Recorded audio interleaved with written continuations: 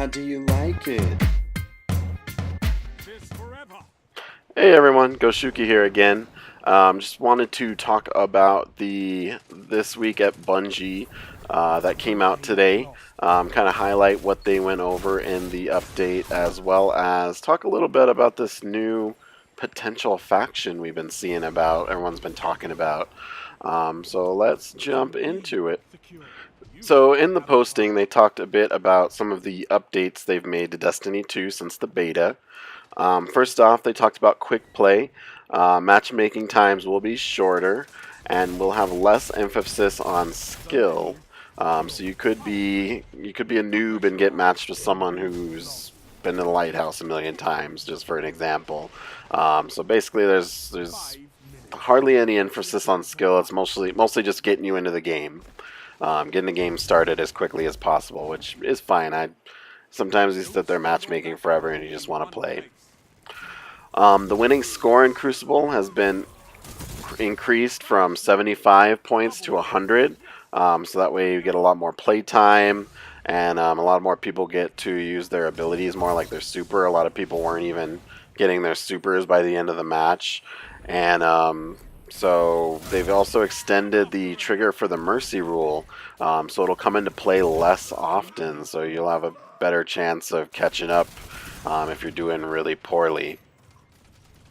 The other way for matchmaking in Destiny 2 is going to be competitive. So we have quick play and competitive. Competitive, it does take a little bit more time like we're used to. It does try to match you with players closer to your skill level.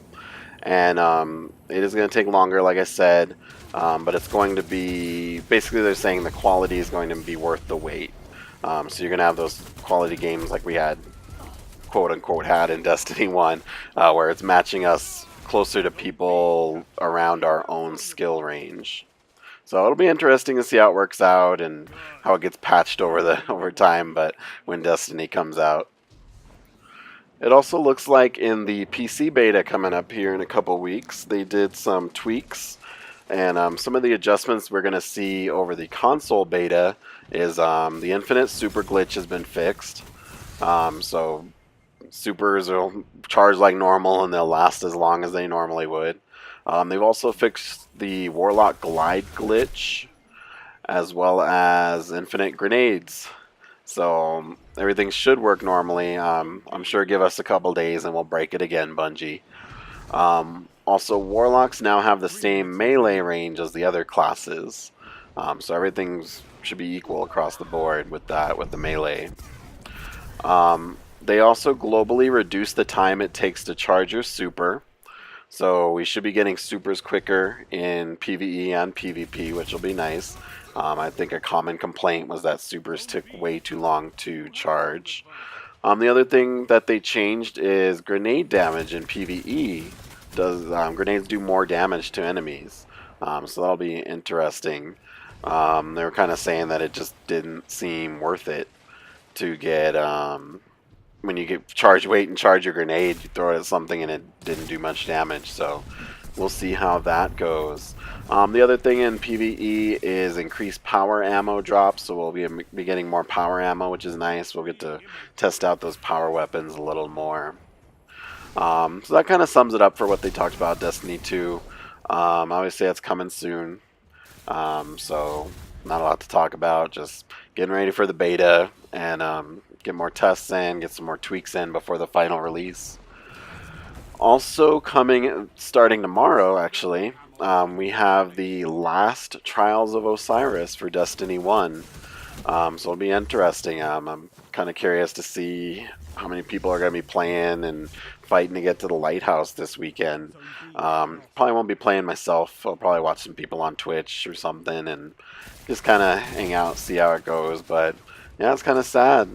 Destiny is ending. A lot of my life has been put into Destiny, and it's kind of sad to see it coming to a close. But starting Destiny 2, we're opening a new chapter in our lives, so that'll be fun.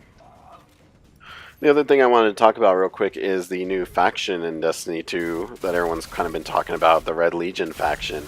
Just a lot of speculation coming from Numskull's website. They have a lot of cool Destiny 2 stuff you can buy, which I'll talk about more later, but like candles and robes and stuff. But one thing they do have is a refrigerator magnet set for the factions in Destiny 2. We got Future War Cult, New Monarchy, Dead Orbit, and a Red Legion faction magnet. So speculation is it could be a faction, kind of like Varix selling stuff. You can buy stuff that the enemy would use, or it could just be that they want to make a cool magnet for it for the game, just based on that the Red Legion's faction. So yeah, just let me know what you think. I will link originally found that out on Houndish's website, so I'll link that. But other than that, that's all I had for you. Like, comment, and subscribe. Go Shuki out.